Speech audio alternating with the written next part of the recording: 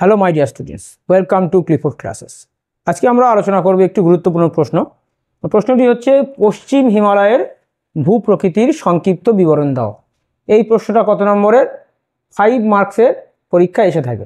ঠিক আছে, তো শুরু করি আজকে আমাদের প্রশ্নোত্তর পর্ব।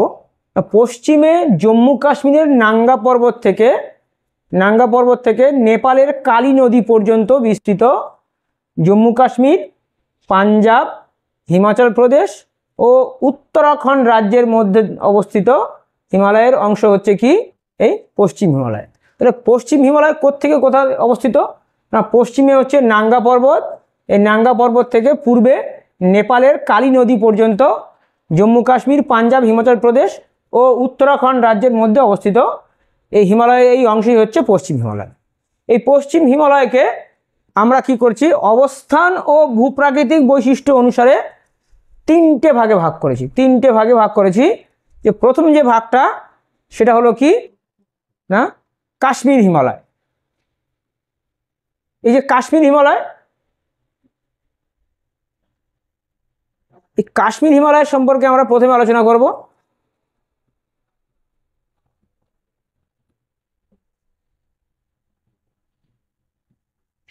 কাশ্মীর হিমালয় কি অবস্থান কোথায়?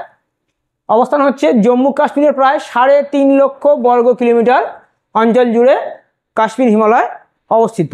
এখানে কি কি পর্বতশ্রেণী আছে? দক্ষিণ থেকে উত্তরে, অর্থাৎ দক্ষিণ থেকে উত্তরে 5টি পর্বতশ্রেণী আছে। কি কি?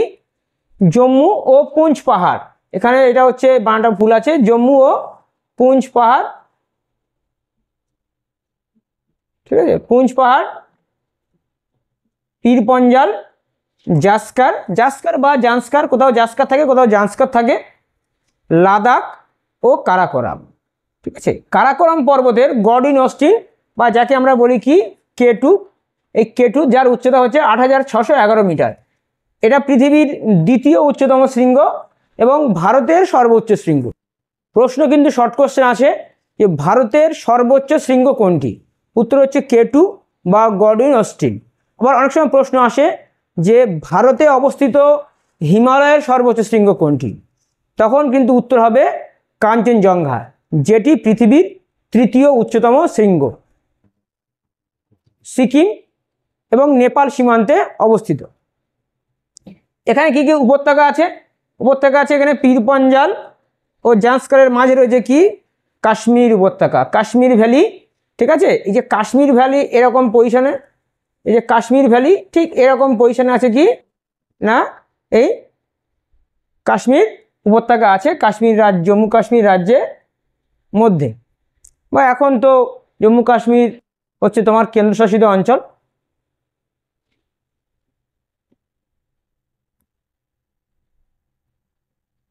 কি কি গিরিপথ আছে আমরা দেখব। এই গিরিপথটা আছে,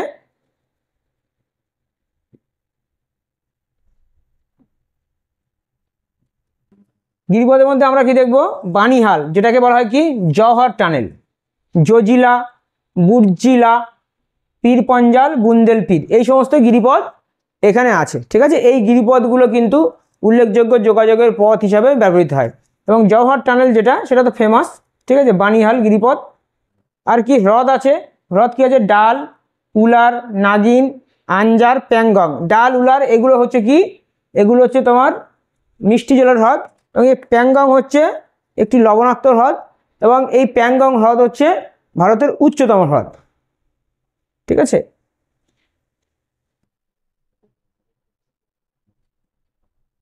এরপর আছে কি না হিমাচল হিমালয় যেটা রয়েছে তার অবস্থান আমরা কি দেখব? অবস্থান দেখব হিমাচল প্রদেশ ও পাঞ্জাবের কিছু অংশ নিয়ে প্রায় 64,000 বর্গ কিলোমিটার অঞ্চল জুড়ে হিমালয় বিস্তৃত। এর গড় উচ্চতা কত? এর গড় উচ্চতা 3,500 থেকে 4,500 মিটার। ঠিক আছে, অর্থাৎ কাশ্মীর হিমালয়, তারপরে আছে কি হিমাচল হিমালয়, যেটা কোন রাজ্য? হিমাচল প্রদেশ এবং পাঞ্জাবের কিছু অংশ নিয়ে গঠিত এবং এর বিস্তার কতটা? 64,000 বর্গ কিলোমিটার। উচ্চতা 3,500 থেকে 4,500 মিটার। পর্বতশ্রেণী কি আছে? ধওলাধর, পীর পঞ্জাল, মুসৌরি, নাকটিব্বা প্রভৃতি এখানকার প্রধান পর্বতশ্রেণী। এখানে উপত্যকা কি আছে? কাংড়া, লাহুল, স্পিতি, চুম্বি এই সমস্ত গুলো এখানে রয়েছে।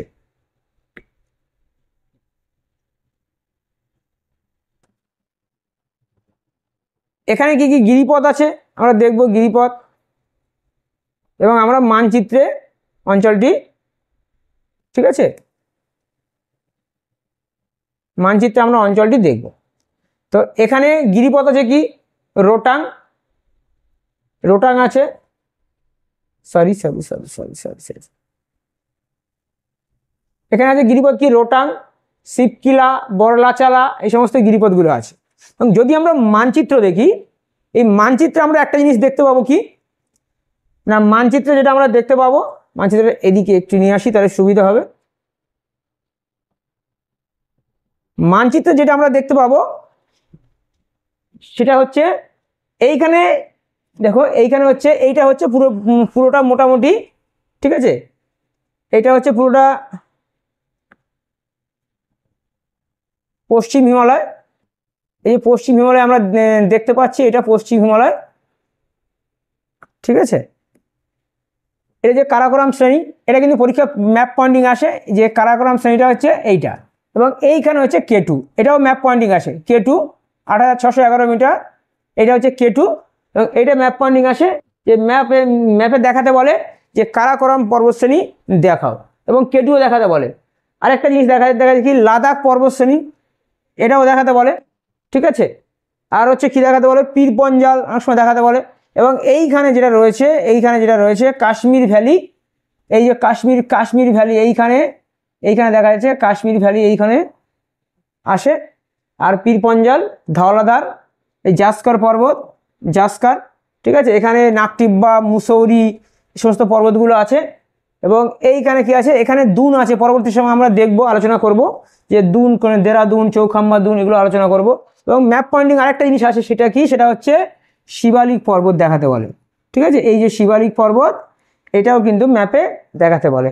তাহলে এই যে এখানে, এইখানে হচ্ছে নেপালের কালী নদী থেকে এই যে নাঙ্গা পর্বত, এইখান থেকে হচ্ছে এই পর্যন্ত, এই কালী নদী পর্যন্ত হচ্ছে আমাদের পশ্চিম হিমালয়ের সীমানা, ঠিক আছে। তো এটা হচ্ছে আমাদের, তাহলে ম্যাপে জিনিসটা দেখলাম। আর এখানে বিভিন্ন গিরিপথ আছে, জজিলা, বানিহাল, ঠিক আছে, বা এই সমস্ত আগিল, শিবকিলা, মানা গিরিপথ, এগুলো সব, এই গিরিপথগুলো এখানে রয়েছে,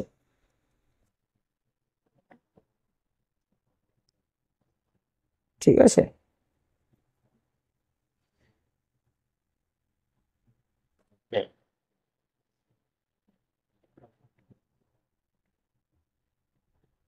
এরপর আমাদের যেটা 3 নম্বর পয়েন্ট আছে সেটা হচ্ছে কি না, কুমায়ুন হিমালয়। কুমায়ুন হিমালয় যেটা হচ্ছে উত্তরাখণ্ড রাজ্যের প্রায় 46,000 বর্গ কিলোমিটার, আগেরটা ছিল 64,000 বর্গ কিলোমিটার, এটা হচ্ছে 46,000 বর্গ কিলোমিটার। এর গড় উচ্চতা কত, এর গড় উচ্চতা, দক্ষিণের উচ্চতা হচ্ছে 600 মিটার, এবং উত্তরের উচ্চতা হচ্ছে 6,000 মিটারের বেশি। তার দক্ষিণ থেকে উত্তরে উচ্চতা অনেক বেশি, ঠিক আছে। পর্বতশ্রেণী কি আছে, পর্বতশ্রেণী হিমালয়ের যে 3টে শ্রেণী, হিমাদ্রি আছে, হিমাচল আছে, এবং শিবালিক, অর্থাৎ দক্ষিণ থেকে উত্তরে যদি আমরা দেখি, শিবালিক, হিমাদ্রি, হিমাচল, শিবালিক, হিমাচল এবং হিমাদ্রি, এই 3টি পর্বতশ্রেণী এখানে রয়েছে। এবং মুসৌরি এখানকার প্রধান পর্বত, মুসৌরি প্রধান পর্বত শ্রেণী।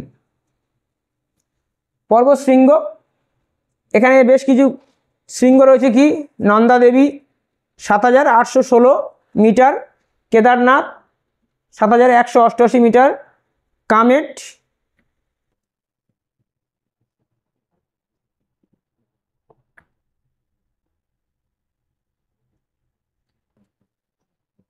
ঠিক আছে।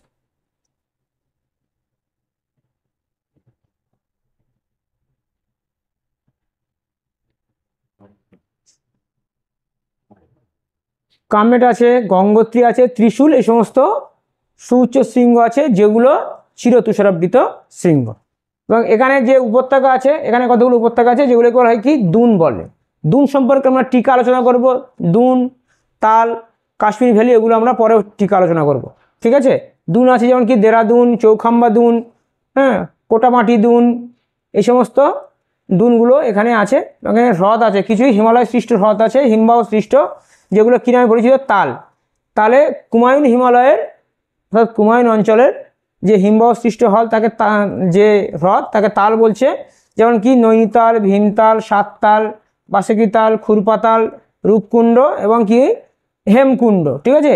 এবং হিমবাহ আছে কি গঙ্গোত্রী, গঙ্গা নদী যেখান থেকে উৎপত্তি হয়েছে, যমুনোত্রী, যমুনা নদীর উৎপত্তি হয়েছে, মানাম, মিলাম, পিণ্ডারি, এই সমস্ত হিমবাহ বা গ্লেসিয়ার এখানে আছে। আর এখানে কতগুলো গিরিপথ আছে, আগেও আমরা গিরিপথ দেখেছি। গিরিপথগুলো সাধারণত কী হয়? গিরিপথ, অর্থাৎ পাহাড়ের মধ্যে বা তোমার মাউন্টেনের মধ্যে যে পথ আছে সেগুলোকে মাউন্টেন পাস বা গিরিপথ বলছে। থাগলা, লিপুলেক, মানা পাস, এই গিরিপথগুলো কী হয়েছে এখানে আছে। তাহলে এইটা হচ্ছে আমাদের আজকের পশ্চিম হিমালয়ের আলোচনা। এই ধরনের যে প্রশ্ন যদি আসে তাহলে কিন্তু এই সমস্ত প্রশ্নে বোঝার কিছু তেমন থাকে না, ঠিক আছে। এগুলো হচ্ছে ফ্যাক্ট বেসড কোয়েশ্চেন, অর্থাৎ যে সমস্ত তথ্যগুলো আছে সেই তথ্যগুলো মুখস্থ করতে হবে। এবং এই যে বড় প্রশ্ন আছে সেই বড় প্রশ্নের মধ্যে বেশ কিছু কিন্তু শর্ট কোয়েশ্চেন বের হয়ে যাবে, ঠিক আছে। তো এই প্রশ্নটা বেশ ইম্পর্টেন্ট প্রশ্ন।